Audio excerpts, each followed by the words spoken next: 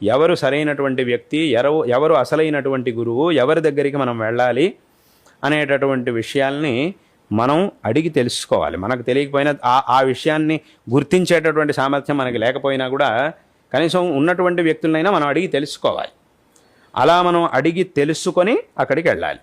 అయితే ఇలా అడిగి తెలుసుకొని మనం ఆ గురువు దగ్గరికి వెళ్ళి ఆ గురువు దగ్గర నుంచి ధార్మికమైనటువంటి మార్గదర్శనాన్ని పొంది ధార్మికమైనటువంటి ఈ ఆధ్యాత్మికమైనటువంటి సాధన చేస్తే దాని నుంచి మనకు వచ్చేటటువంటి ఫలం ఏదైతే ఉందో అది ఈ జన్మకి మాత్రమే సీమితం కాదు. ఈ జన్మలోనూ, వచ్చే జన్మలోనూ, వచ్చే లోకంలోనూ అన్ని చోట్ల కూడా దానికి అక్కడ మనకి దీని యొక్క ఫలం అనేది లభిస్తోంది.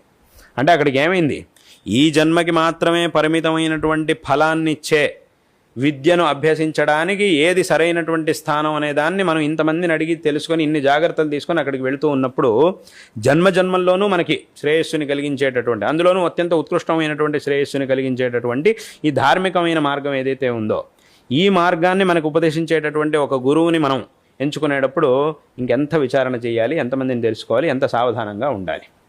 కాబట్టి ఎవరు సరైనటువంటి గురువు, ఎవరి దగ్గరికి మనం వెళ్ళాలి అనేటటువంటి దాన్ని ప్రామాణికమైనటువంటి వ్యక్తుల ద్వారా మనం తెలుసుకోవాలి, శిష్టుల ద్వారా మనం తెలుసుకోవాలి. ఇక్కడ ఇది చాలా అవసరం. శిష్టులు అని అంటే ఎవరు? శాస్త్రంలో శిష్టులు అంటే ఎవరు?